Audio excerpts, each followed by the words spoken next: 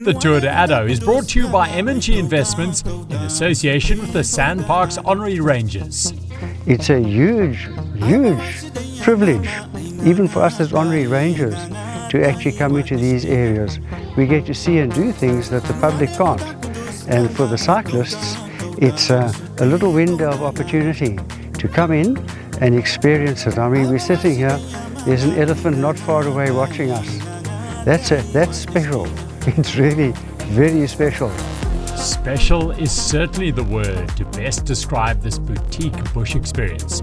If you're a lover of good food, mountain biking, game viewing and glamping, then Tour de Addo should be on your event hit list for 2025. It is a fully catered experience, and the team from Food Lovers Market do a fantastic job of bringing the luxuries of everyday life into the remote bush camp.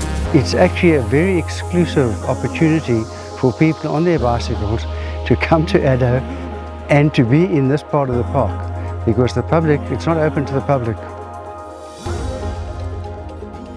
Yes, I think Tour de Addo is a mix of mountain biking, of camping and being in the bush. I think that's kind of the three boxes that you tick when joining an event of this nature. It's not your typical stage race, but I think what you're really getting here is glamping in the bush on your mountain bike, and that's kind of what Tour de Addo at its core three pillars would be, plus all the extras.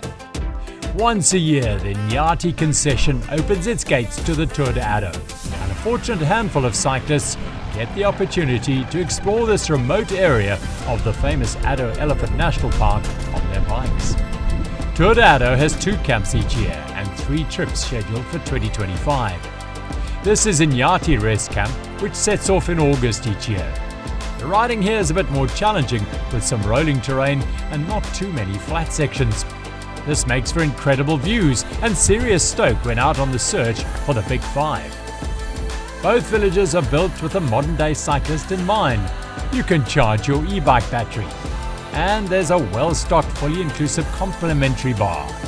Certainly no stone is left unturned by Red Cherry events in ensuring the riders have the best possible experience both on and off the bike. Those who come once are quickly hooked. Okay, so the honorary rangers are a core of volunteers. The core generally are a phenomenal group of people. And in this particular area, the Addo area, there's between 120 and 100 of us at any one point in time. I think that one of the primary joys that I get out of it is being able to come to areas such as this, such as the Sierberg in its pristine state, and to commune with, I suppose, the greater nature. It's to me a very special privilege. We have occasionally, not always, but we have occasionally extraordinary experiences with the wildlife.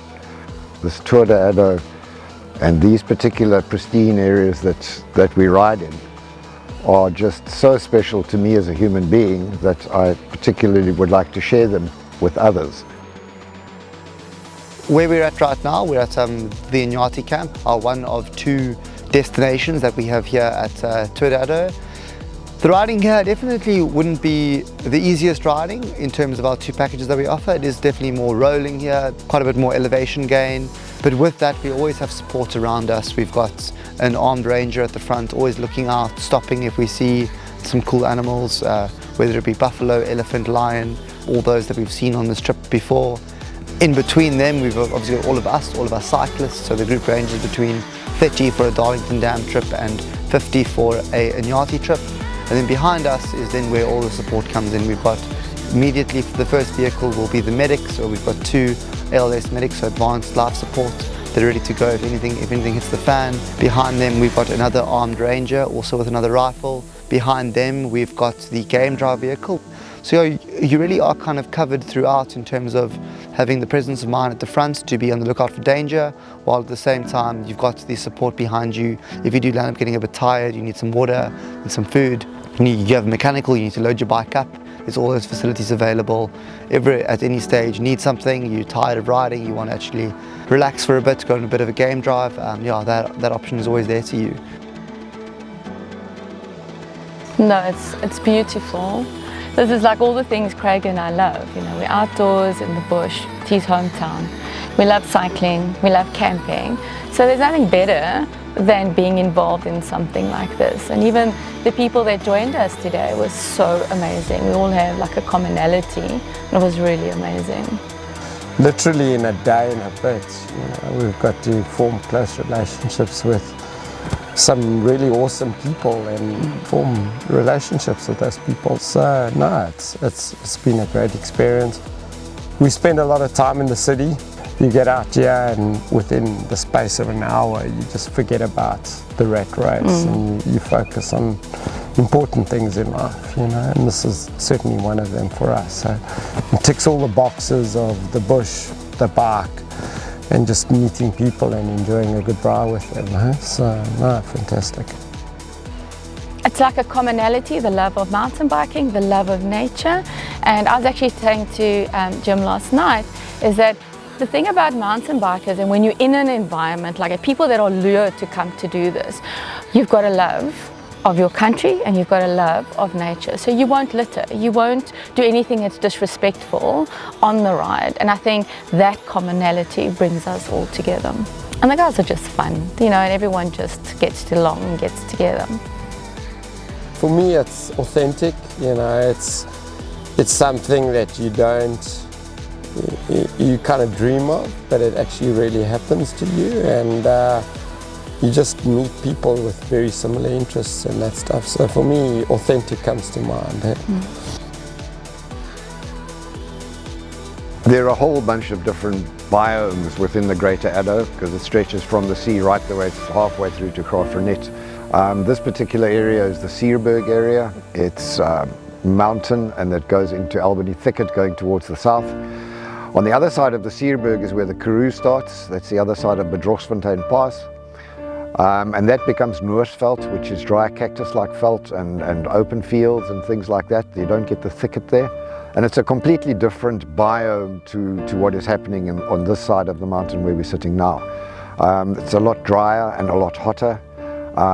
The riding's a bit easier, obviously, because it's not this huge lumps that we've got to go up and down. The populations there, that's a very much more recently established part of the reserve. It's probably only 20 years old now. So those whole populations are building very rapidly now. They've had 20 years to get to the point where they're building, and now they're building very rapidly, and we're starting to see some really good game that's happening up in that area. So if you're looking for a bush and bike experience like no other for 2025, then head over to www.tourdeaddo.co.za. There are 3 trips scheduled for next year. First up, it's Darlington for a less challenging 4-day pedal through this newly found section of the park. There are 2 trips to choose from in late March and early April, so you can select which dates work for you. Fast forward a few months to August and the 3rd trip, where you could find yourself exploring the beautiful Nyathi section of the park and maybe even featuring in a movie like this one. If I can get one person of all of those that I've brought through in the many rides I've done who walks away from here and says there's something that we can do to help this conservation effort and the extremely precarious state of conservation, not only here in Addo but throughout the whole of Africa, I think it's a job well done.